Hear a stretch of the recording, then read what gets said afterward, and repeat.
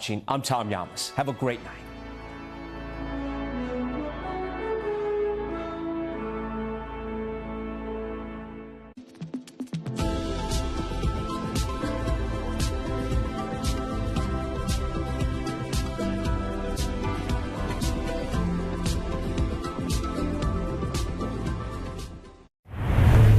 KUAM TV8, first on Guam.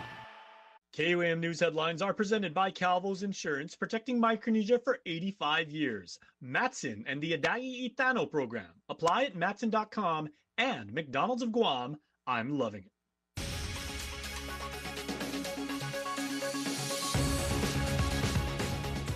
Ahead on KUAM News Primetime. The Guam Police Department's budget proposal reveals a shortfall of 106 officers in meeting the 70% Maulig mandate, the latest on the initiative. And the $1 monthly surcharge, first implemented in 2001, no longer stretches far enough to keep the island's emergency call system fully funded. I'm Jonagan Charfres with more from the Guam Fire Department's budget hearing. Rain or shine, the community coming together to clean up the Agafa Gumas basketball court in Jigo alongside the Jigo's mayor's office. I'm Masuki Hirayama with the story coming up. Good evening, Hafaday Guam. This is KUM News Primetime. I'm Jason Salas, and these are tonight's top stories. Well, the Guam Police Department went before lawmakers this morning for its fiscal year 2026 budget hearing, requesting nearly $65 million in public funding. But while the dollars certainly do matter, it is now clear their biggest challenge isn't just the budget itself, but the critical shortage of manpower that's been putting a strain on public safety across the island. Jonah Goncharfis has more in tonight's top report. Although this morning's hearing was intended for Police Chief Stephen Ignacio to present the Guam Police Department's fiscal year 2026 budget proposal, it was only after the comprehensive plan was outlined and the numbers were reviewed that it became apparent the department's manpower is a concern. Right now, as I look at your 2025 situation in terms of your current manpower, you are by law 106 officers short of your 70% by law mandated police force. So clearly, you are going to be in a situation whereby Maulig has been triggered for some time. As we reported, it was Senator Chris Duenas' Bill 250, which aimed to restore community safety by forming a multi-agency unified law enforcement group, or Maulig. Now law, it is to address the critical shortage of police officers on Guam, providing immediate support when staffing levels fall below 70%. Ignacio providing an update. The Maulig group, if you will, it's not a task force or a commission or a board, has met a minimum of 3 times already. One was the first initial meeting, which was required by law within the first 30 days upon enactment. So we've had that initial meeting. Then we've had follow-up meetings, and then at that point I've turned it over to the Investigations Bureau, Criminal Investigation Division, because Maulig will be folded into the Special Investigation Section, or what's known as the Narcotics Unit. Through those meetings, it was realized the group would need office space to accommodate the 12 officers. The Park Police's participation through their director, deputy director, and Chief Joey from Park Police, they've identified an office space. The office will be in the heart of Hagåtña, and work is being done to stand it up. Ignacio adds it's moving along.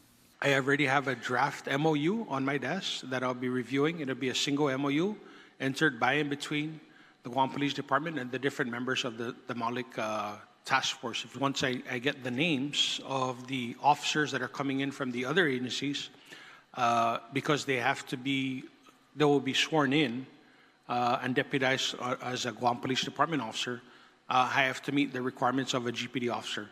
I have to make sure that they have a background check, a polygraph, and a psych eval. If they already have one through their agency, then we can adopt that. But not every agency, to my understanding, follows the same standards as the Guam Police Department.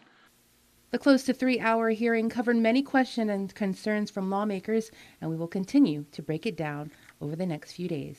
Jonagan Charfres, KUAM News.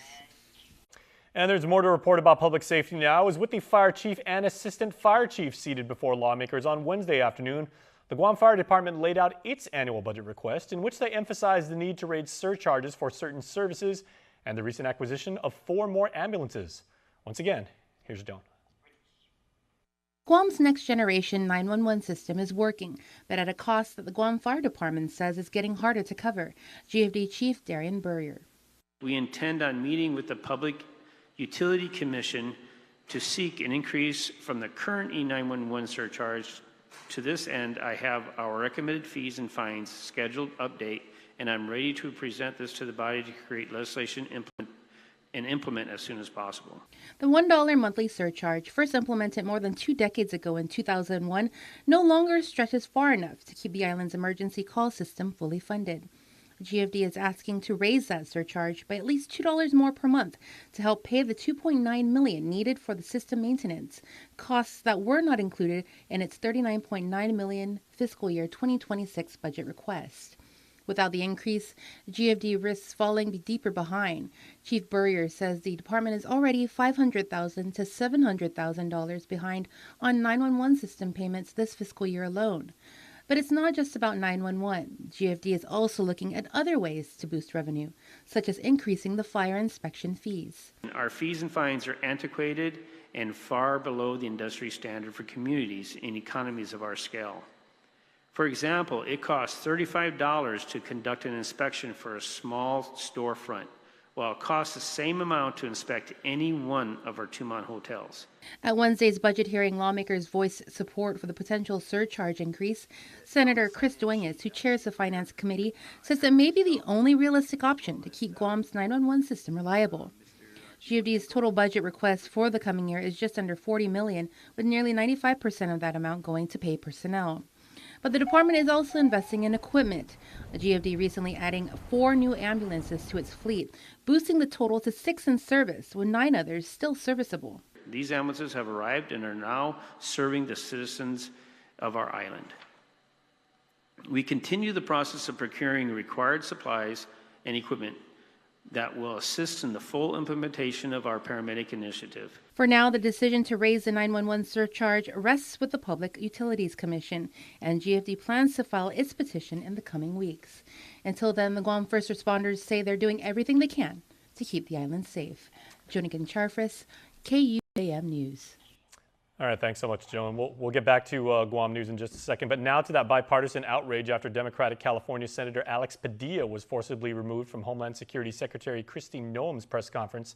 Padilla said he was just trying to get answers, and while Noem says he crashed the event, looking to create political theater.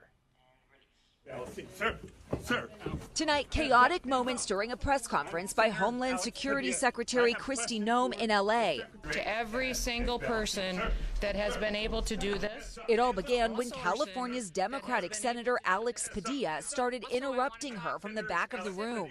I have questions for the secretary, because the fact of the matter is a half a dozen violent criminals that Padilla was forced out of the room by security and handcuffed in the hallway. Later, he spoke outside. I began to ask a question. I was almost immediately forcibly removed from the room. I was not arrested. I was not detained. We pressed Noem when she walked out. Why did you detain him? Why was that the action you decided to take? I'll let the law enforcement speak to how this situation was handled, but I will say that it's people need to identify themselves before they start lunging at people that during press conferences. Is it appropriate to handcuff a sitting senator that way? Padilla's Democratic colleagues outraged. I just saw something that sickened my stomach.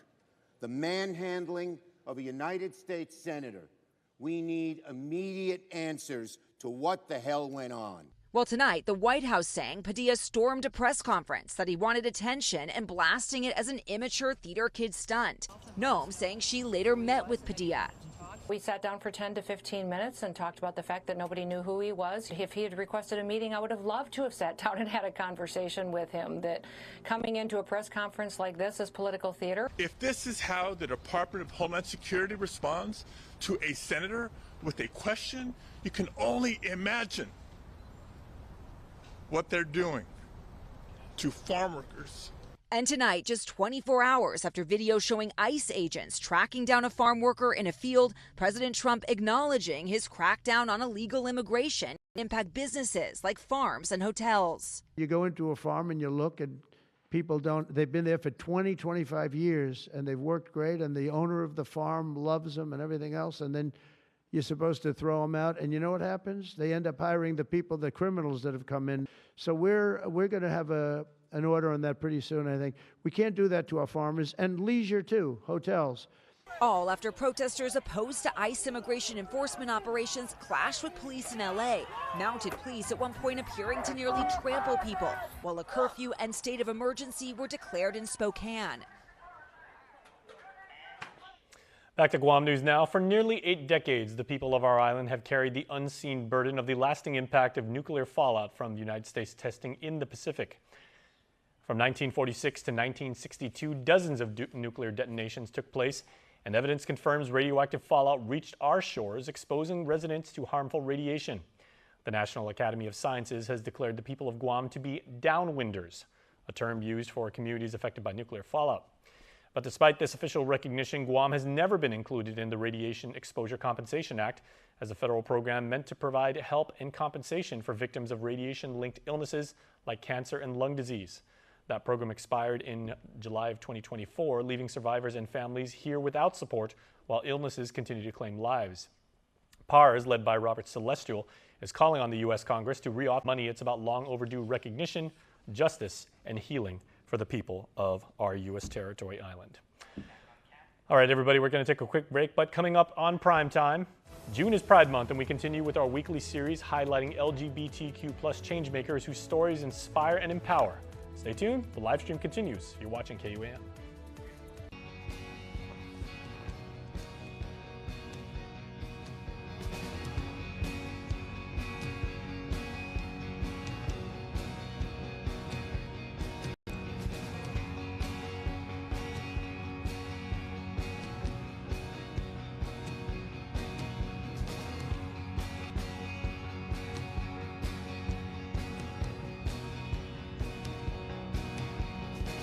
Half a Day Fresco Fridays on KUAM News. Presented by Fresco Clothing, original custom design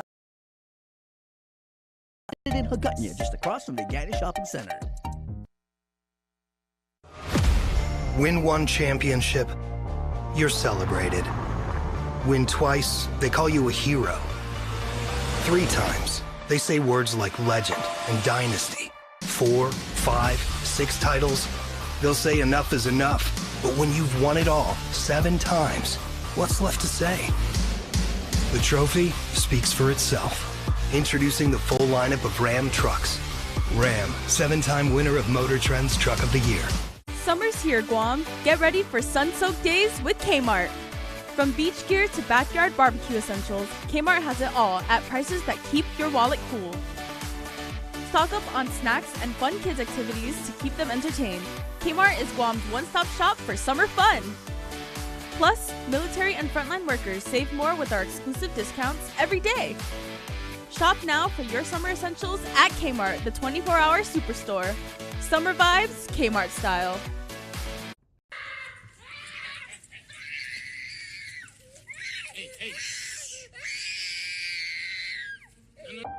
Sometimes parenting can be hard. What should I be doing? The Guam Early Learning Council includes partners who can provide you with early childhood services and supports. We are here to assist. For resources and information, simply call 311 Monday through Friday from 8 a.m. to 5 p.m., excluding holidays. Early connection can change everything.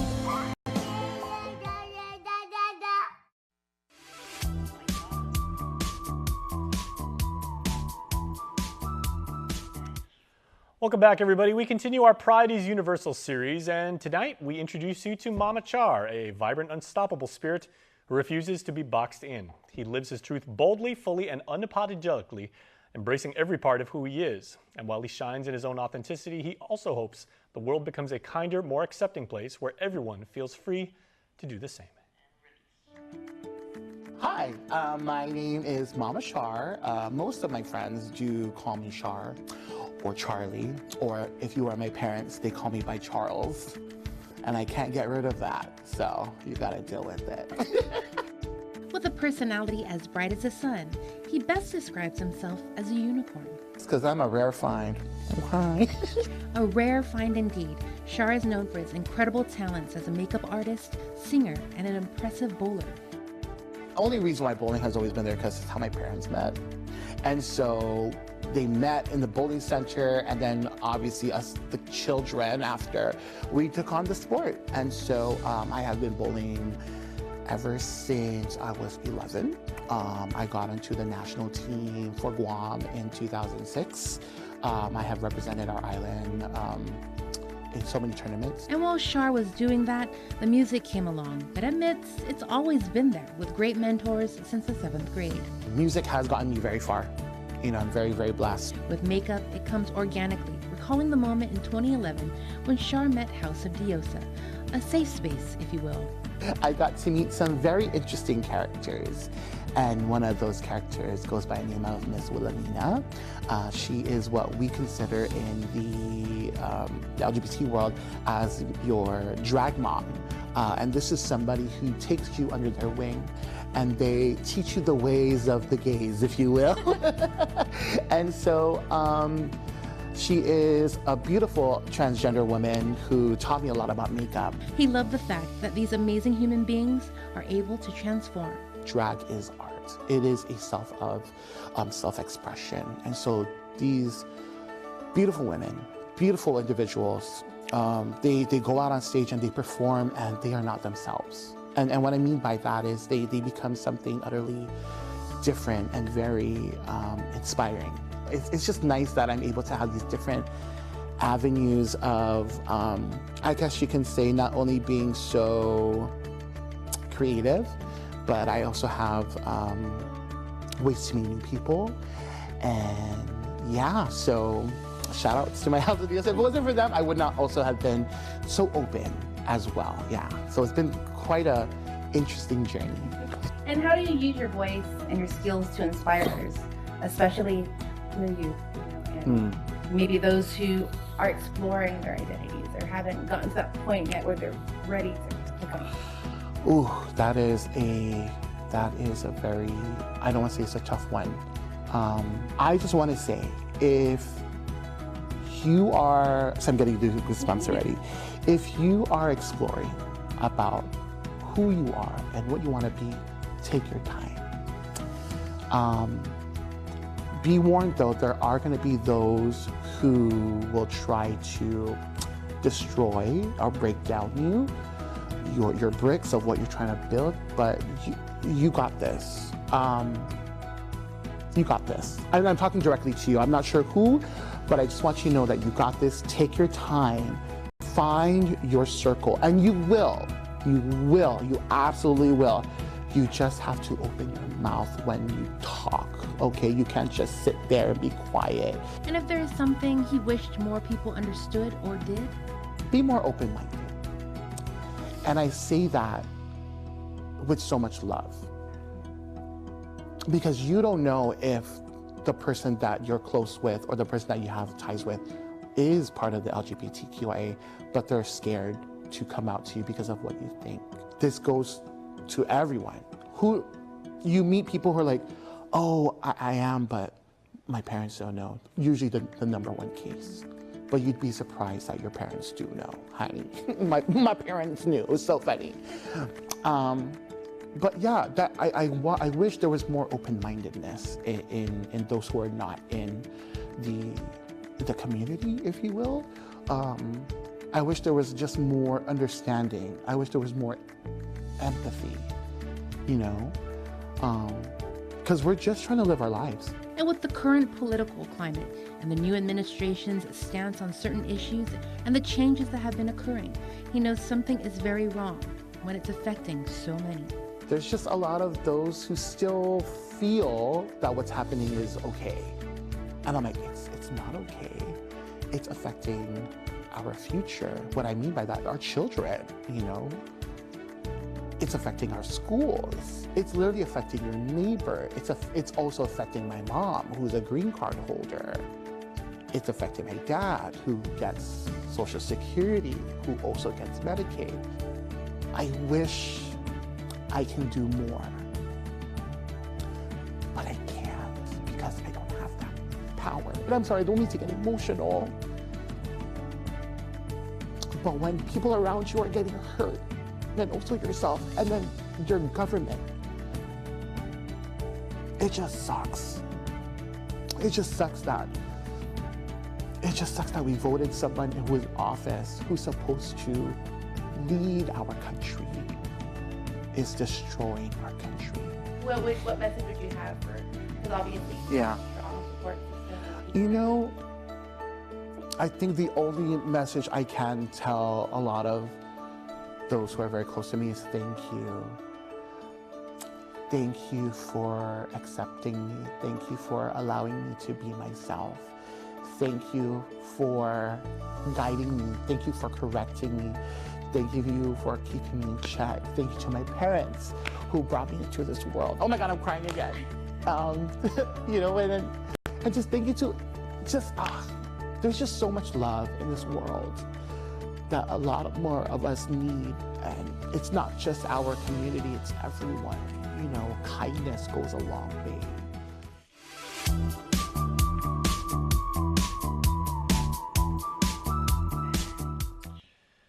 Also in our rundown tonight, the Jigo community embodies the phrase, "It takes a village," as a forgotten recreational park has been brought back to life. The basketball court and skate park up at Agafagumas has fallen into disrepair after a $500,000 renovation nearly 10 years ago. But efforts are now, thankfully, underway to make sure kids at the island's largest and most northern village have a place to play this summer. Our next report is with Natsuki Hirayama. For years, the forgotten Agafagumas Recreational Park in Jigo has fallen through the cracks into disrepair, with graffiti, algae, and overgrown grass taking over the basketball court, pavilion, and concrete skate park. But the community recently coming together to clean up with hopes Jigo kids can have a safe place to play this summer. Jigo Vice Mayor Pedro Blas. On Memorial Day weekend, right, so this was on a Monday, we had one of our constituents reach out to us letting us know that one of their family members and their kids were actually down here trying to, you know, cut the grass and, you know, beautify it so that way their kids can have a place to hang out and play during the summer. Hearing of the effort, the Jigo Mayor's office stepped in the following week. And on Friday, rain or shine, they're continuing that work with Department of Youth Affairs summer interns in tow. We're pretty much done with phase one, and phase one would be, you know, the grass is cut. We got some hoops back on the basketball hoop, nets, and now we're also trying to water blast the court so that way, you know, if it ever rains again, you know, it's not so slippery for the kids who want to play. As for the motivation for incoming Simon Sanchez High School sophomore Lance Gaga and incoming senior Joaquin Castro, to help out the environment, and it's like an everyday thing for working, to work hard and get stuff done. In the Jigo Mayor's office, we set a goal, and it's to make Jigo great again. So great, because you know, if everyone's having fun, then there would be less trash. Meantime, the skate park and restrooms still need some help. With a tight budget, the mayor's office is accepting any help they can get, whether it's paint, solar lights, or volunteers. We're so open to that, you know, people who want to come out and, you know, donate and give back to not just the Jigo municipality, right, but for the kids, right? That's the main thing here. Bloss reminding that it takes a village to keep a community thriving. One of the beautiful things about the cleanup effort in this spot in Agafagumas was that it took a community member to not just complain about, you know, what we need to be doing, but rather they came out and they started the initiative, right? And then we all come in full force, and then now everybody benefits off of it. If you would like to provide assistance, just reach out to the Jigo Mayor's office. Matsuki Hirayama, KUAM News. And now here's a look at your world at home, the one and only beautiful view from Oka Point.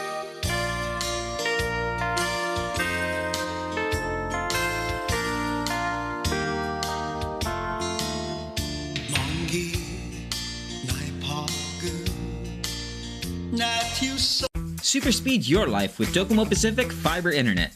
Get symmetrical upload and download speeds up to 5 gigs. Get started with Fiber 500 at $145 a month, Fiber 1 gig at $215 a month, or Fiber 5 gig at $299 a month.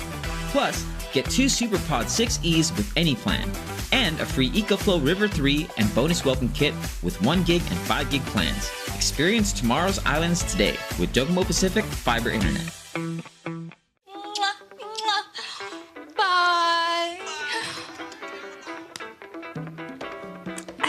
they could move back home. Should we build on our honeymoon? Yes. Yes! First Hawaiian Bank knows that family comes first. That's why our bankers work with you to make your what ifs a reality. Personalized service and digital tools, all under one roof when you bank on the best. First Hawaiian Bank. It all starts with yes.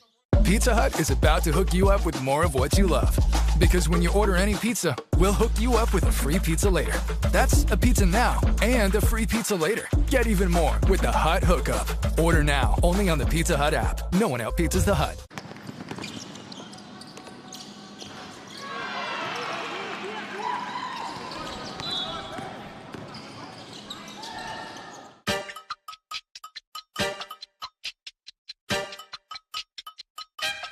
Wesley kicks out. Simon, big three. Oh, baby!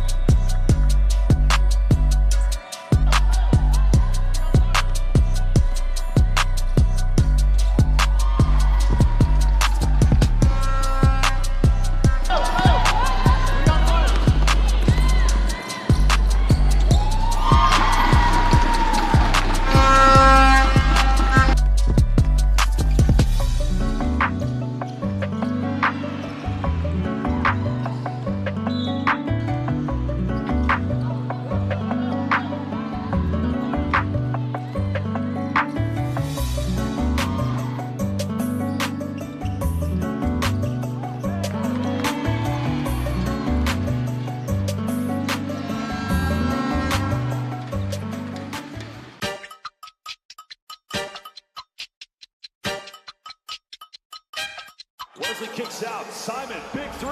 Oh, baby!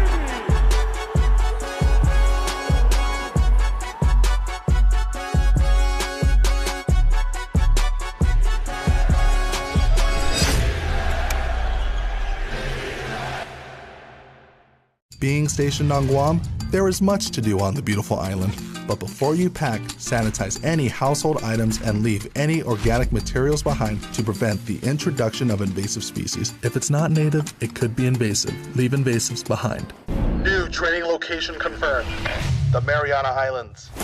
Before and after training, you will identify and sanitize your tactical gear to prevent the spread of invasive species. If it's not native, it could be invasive. Leave invasives behind. Don't need a work break, keep the smile on your face. The moments you can't replace, and I'll be around. Whoa. You can count on me. You can count on me for life. Wherever life takes you, we're always here for you. Calvo's Insurance. Count on us for life. Foodie Call is served fresh, presented by Pepsi. Dirty sodas are better with Pepsi.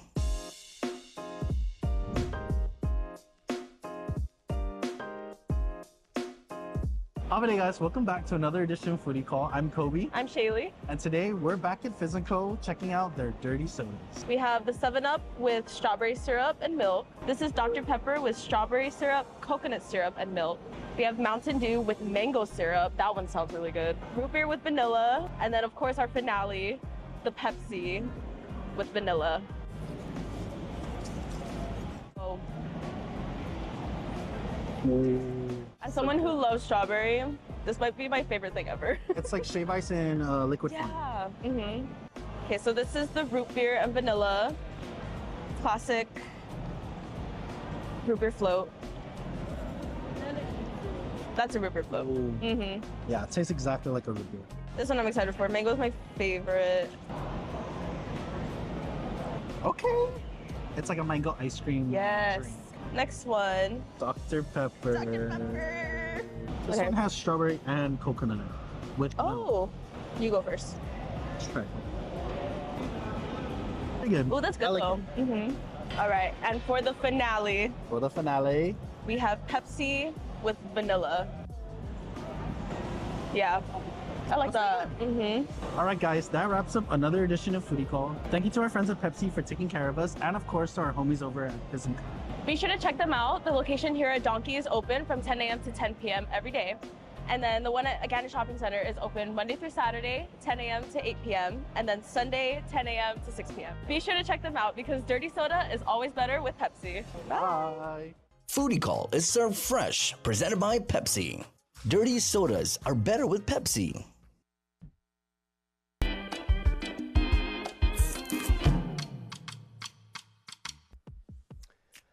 Okay, everybody, it's time for your news bites on this Fresco Friday. Speaking of which, this shirt looks good and it feels really, really good. So thank you to my buddies over at Fresco for hooking us up. Fantastic threads over there. I love wearing this stuff. All right, Always Never Knowing is another fantastic creation. This one is a work of literature and it is amazing, right?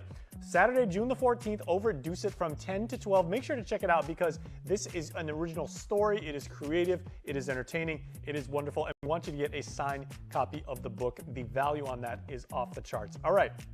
June is the month of Pride where we celebrate inclusivity, togetherness, unity, and love. And there is a mini carnival coming up. So please make sure to go check it out. It's going to be at UOG at the Fieldhouse from 2 to 7 on the 14th. That is tomorrow.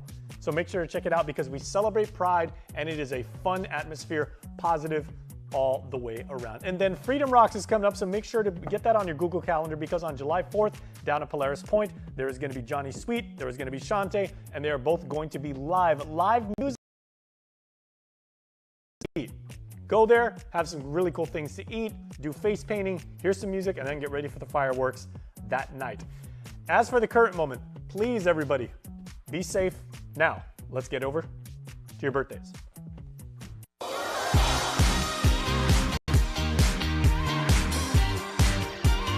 Happy 9th birthday to our daddy baby Riley. Please enjoy this special day of yours with many more to come. We love you, princess. Say daddy, mommy, and brother Evan Joe Fidel.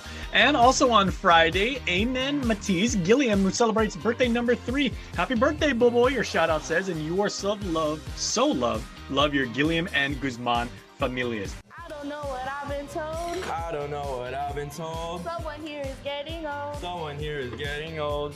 Your Cold Stone Creamery birthday cake winner for this week goes to. And here is this week's winner. And you know what? Our 1-year-old Major Manabusan is now the owner of a Cold Stone Creamery ice cream cake. I happen to know from personal experience he likes strawberry, and Cold Stone Creamery has a very delicious strawberry cake. So Major, we hope you share with your daddy especially because he likes that flavor too. Want to wish your special someone a happy birthday? Just click the QR code here on your screen or email birthdayclub@kuam.com.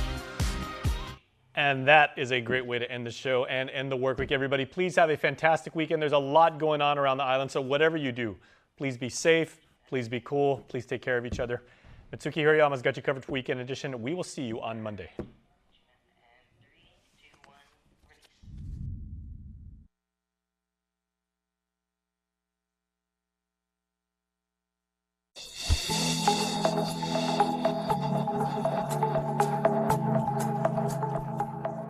Ali, Mogisin, Hafaday Zantiro, Rananim, Kaselelie, Lengwo, and Yakwe. And welcome back to the One Micronesia show.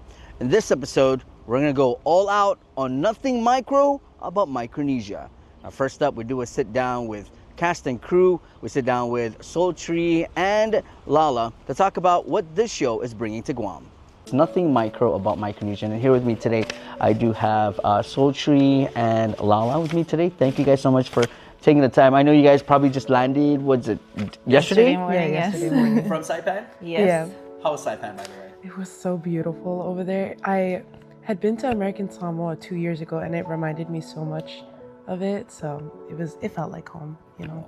Yeah, it's been over 20 years since I've been back to the Marshall Islands, so it felt really nice to be in the Marianas and to be in Micronesia for the first time in 2 decades, and the love was so massive from people that were visiting as well as people that were part of the Flame Tree Arts Festival that we attended and performed at. Let's talk about some of the reactions from the people over there, about how they view the show and what their takeaway from it. We got a lot of really touching, heartfelt responses. People posted on Facebook how they laughed, how they cried, how they just felt pretty much emotional waves throughout the show.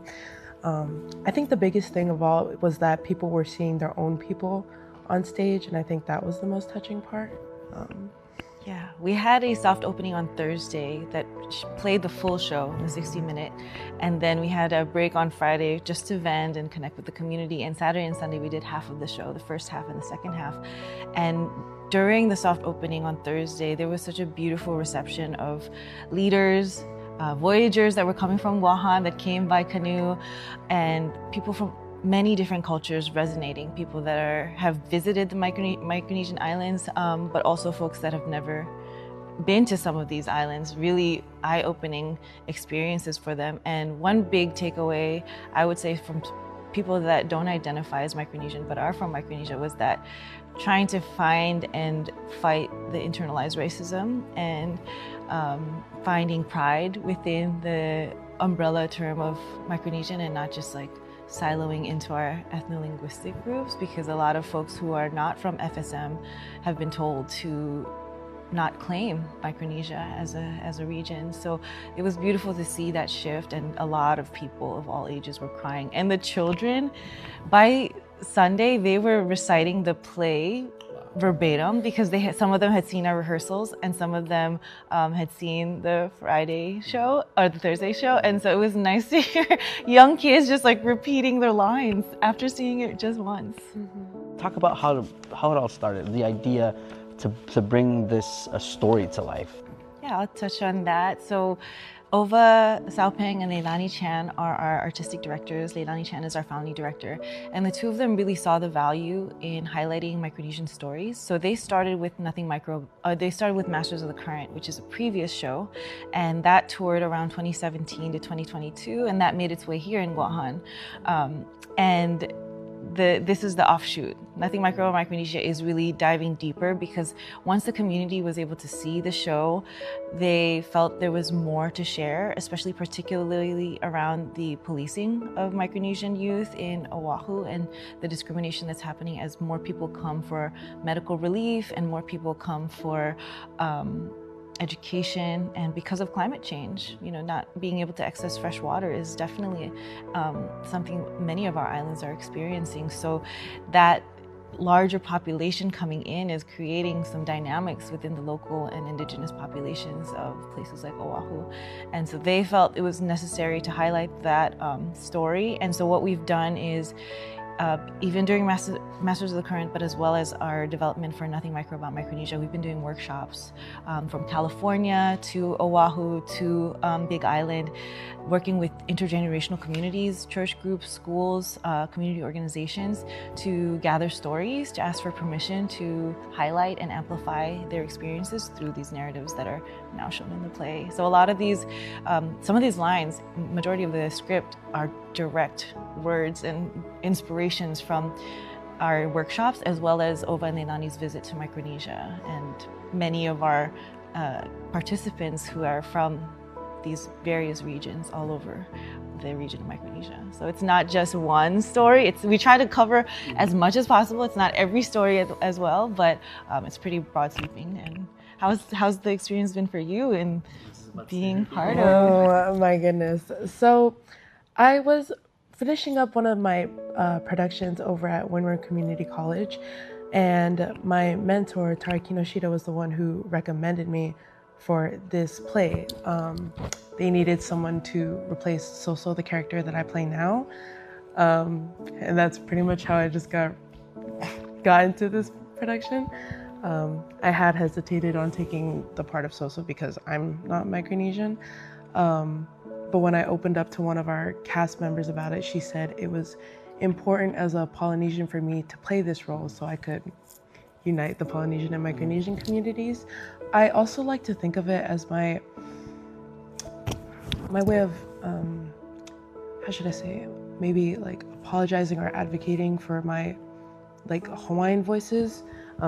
It wasn't until I was a part of this play that my eyes had been opened to the discrimination and racism towards Micronesians on Oahu in Hawaii. And I'm like, we're not supposed to do that to each other. We're all Pacific Islanders.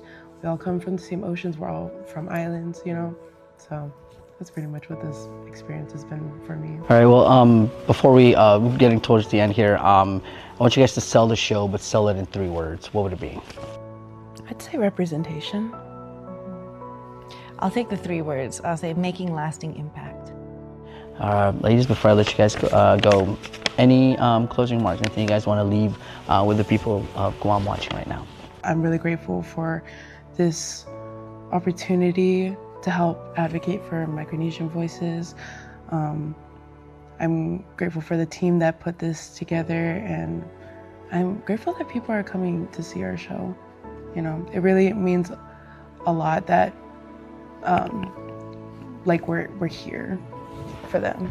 You know what I mean? See them, hear them. I just want all of our community, especially Micronesian folks, to know that this show is for you. This show is just a starting point. This is our offering as artists to the community. But our biggest goal is that the community takes ownership and also sees themselves and sees their potential and takes the show and these experiences to the next level. Because this is not just for us to display art, but for us to engage in a meaningful exchange with each other that makes a lasting impact. Thank you so much to Soso and Sultry for stopping by for that quick one-on-one before the big show of Nothing Micro about Micronesia. We're going to take a break, but when we come back, we go meet the cast of the show. We'll be right back.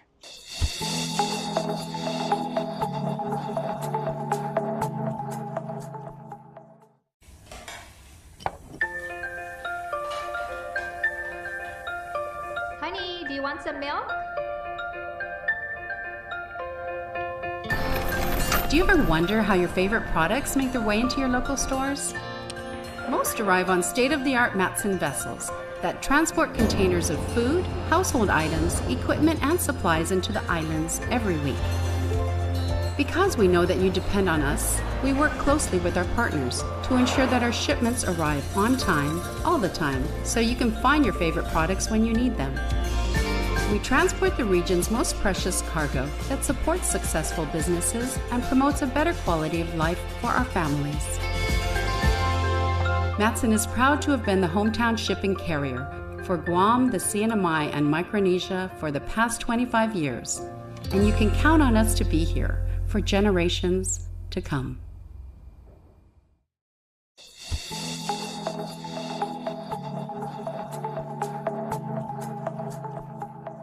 The One Micronesia show continues, and now we meet the cast of Nothing Micro about Micronesia.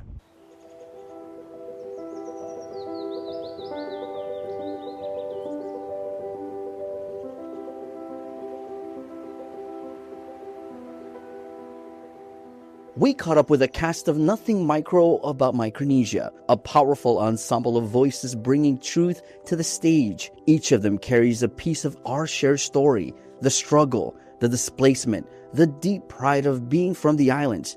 These are more than just roles, they're lived experiences. Hi, my name is Ko Shop, and I come from Lukano.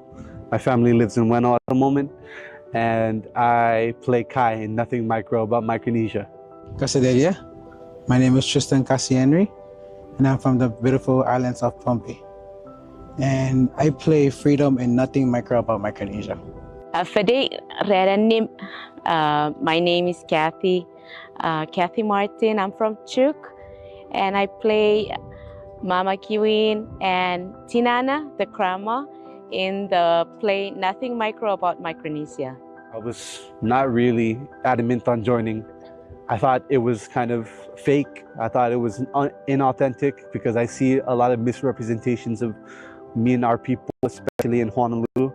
So I just wasn't really into it until I was encouraged by my professor to come into the auditions and workshops. And that led me to being in the Hilo workshop where we worked on the play, and that got me the part. So Freedom is a Micronesian boy, Chukis, Philippine, but mostly Micronesian. You know, we are all one, Micronesia. Freedom moved to Hawaii, first time in Hawaii, and he's going to school. And he's finding a hard time to navigate a new life. Imagine coming from a small village, a small island, and being dropped into a big city. Like, the culture shock. Like, for me, I resonated a lot with my character. The role that I played in the show is Mama Kiwin. Mama Kiwin is a mother, the mom and the auntie that at the same time was struggling with work and making sure that she is taking care of the kids when the kids are in trouble at school. So she has to run from work to school to make sure that, you know, she gets the kids. But then, you know, part of it was she got to the point where, English is kind of hard for her, you know, language barriers. Tinana that I play is the grandma that hold a role and hold all the knowledge from within the families.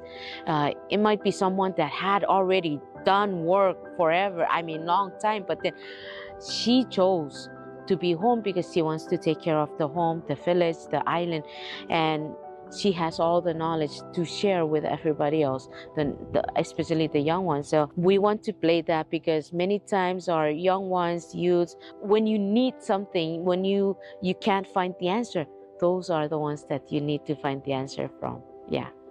While many in the cast carry and live Micronesian experiences, two members, Lala, who plays the pivotal role of Soso, and Mr. Ova, who portrays both a Hawaiian reporter and a local ally of the Micronesian community in Hawaii, are not of Micronesian descent. Yet, through deep empathy and understanding, they help amplify the truths of our people. This is more than performance. It's solidarity, healing, and a shared purpose. Aloha, my name is Ova Saupang, and I play the role of, Kaner Kahala / Manu Kaulike, as well as many other characters in the play. So I play multiple characters in Nothing Micro About Micronesia. I am also the co-director and co-producer and co-writer with Leilani Chan for this production with Theater Productions. I'm Lala Feifili. I'm originally from Kahuku, Oahu, and I play Soso in Nothing Micro About Micronesia. Now, it all started with us meeting Inocenta Soundkiku, who is a leader in the community. She's Chukis, amazing, amazing woman. And meeting her and then hearing about the connections of just the struggles that Micronesians are facing in terms of discrimination made me think of my years growing up as a refugee from Laos and facing similar types of discrimination, you know, and so that for me was the genesis of wanting to work in Hawaii and to work in this story, like to work about this story. You know, why is Hawaii not providing this aloha for these people? And I just like to, I've mentioned this in some interviews before, but I like to think of this as my way for advocating for Native Hawaiian people, as my way of apologizing for the way that Micronesians are being discriminated against in Oahu. And I hope those who are discriminating, I hope they see me in this play, and I hope they realize that we're not supposed to turn against one each other. Like I've said, we're from the same ocean. we're stronger together rather than apart. I guess a message I would like to instill in the youth is, you are here, I see you, we're taking this place on stage, we're telling your stories. I like to say be proud, but don't have too much pride. Know your identity, know who you are. There's nothing micro about you. So it's really important that you come out and you share who you are and say, I'm from here, because representation is important. Micronesian youth and just Pacific Islanders, I hope when they see this play, I hope they feel seen. I hope they feel heard. I hope they feel properly represented on stage. I hope they feel inspired. My message that I would like to share from the show is that, you know, everyone, I feel, wants to be heard, wants to be listened to. And if you can validate each other as human beings, I think that is the most important thing. You know, validation, right? I hear you. I understand your struggle. You know, how can I help? That would be my message for everyone. And, you know, our play specifically is focused on the Micronesian community, but it really extends beyond that to every culture and community. It's a universal story. In their words, we hear echoes of home. In their performances, we feel the weight of what it means to leave everything behind and yet still hold on to who we are. Their passion is proof that storytelling heals, and that when we speak our truth, the world listens. Amazing stories about the cast of this amazing show. We're going to take a break, but when we come back, we take you into the show. We'll be right back.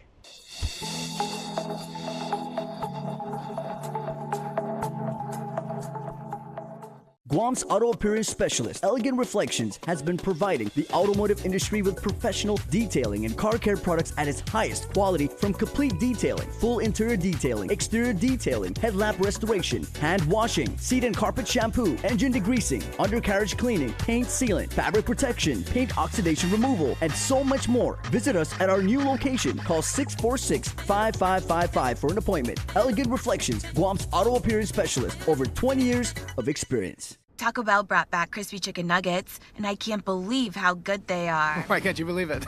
Because you're Taco Bell. Taco Bell. Yeah, but a taco place can do nuggets, right? Yeah. Mike's Hot Honey Diablo sauce is awesome. Okay, they're good, but we're not a chicken place. When did you guys become a chicken place? Chicken? Can't a taco place do good nuggets? Are we not allowed to do both? What do you mean? You think it's cool to do both, right? Why are you looking at me like that? Are they okay? I don't think so. We're totally a taco place that's a chicken place that's also a taco place.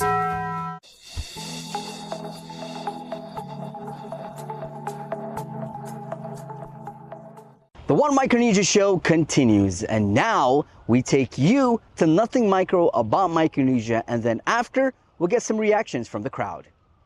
As the sun slowly sets on a Friday, the UOG Fine Arts Theater begins to fill. There's a buzz in the air, curiosity, anticipation. You can feel it as people start settling into their seats. The lights dim, and what unfolds is a powerful story. One that dives into the real struggles, sacrifices, and the strength of Micronesians living abroad. It's raw, it's honest, and it stays with you. This is Nothing Micro about Micronesia.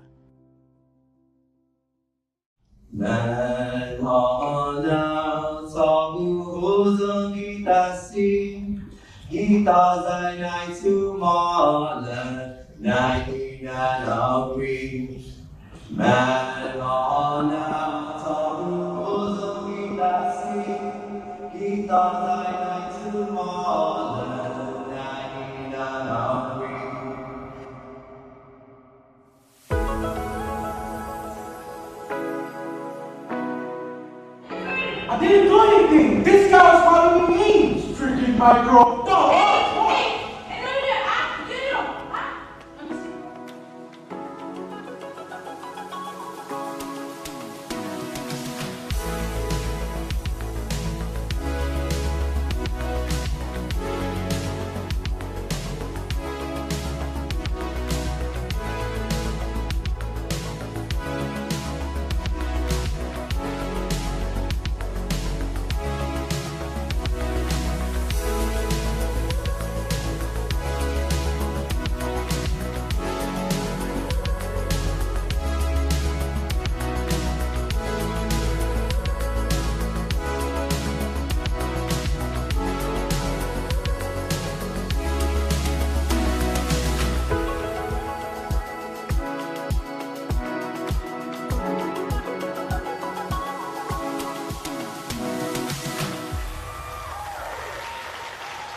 And as the audiences stepped out of the theater, many carried more than just applause. They carried the message, the emotions, and the inspiration that echoed through every scene. Here's what a few had to say after experiencing the beautiful show. I was very fortunate to do the blessing for today, and it was a good honor on behalf of our people in Guahan to present the space and to welcome more so all of our brothers and sisters from this region. Just the beginning, it gave me goosebumps already. It made me feel so much closer to home. It was very entertaining. I enjoyed it a lot. Basically showed the life experience that I went through as someone who traveled from Pohnpei to KUAM. It really pointed out a lot about our culture, our islands, and all those things. So yeah, it was really good. It was really full of emotions, and yeah, I got to know a lot about our island. I got to know about our stories, and yeah, it was very nice. Gives me that Micronesian vibes, like, and you know, like you have the pride. You're really happy to represent your island, no matter what size you are, what color you are, and you know, you got this, you got it, right? It was amazing. This one shows more emotions. It's more funnier. I loved it. It showed no matter what cultural background you come from, what island you comes from, we all have to stand with each other and unite. It's 10 out of 10. Yeah. I thought this was a wonderful show, and I could see how much care they put into it. Every little piece was so deliberate. I really loved their use of projection, and I think that was an amazing balance between humor, but also serious tones, you know what I mean? And obviously a lot of this was based off of a lot of real phenomenon and conditions that a lot of people experience, you know? And I always just think that sort of thing when people have stories that are so close to them and are able to portray them like this, it's just such a wonderful thing, and we need so much more of it, and it's so inspiring, and we all had such a great time.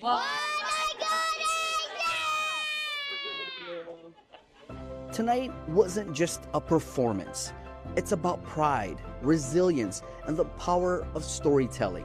Nothing micro about Micronesia lit a fire in the hearts of those who watched, reminding us that every voice matters. Every story deserves to be seen and heard. And this is just the beginning.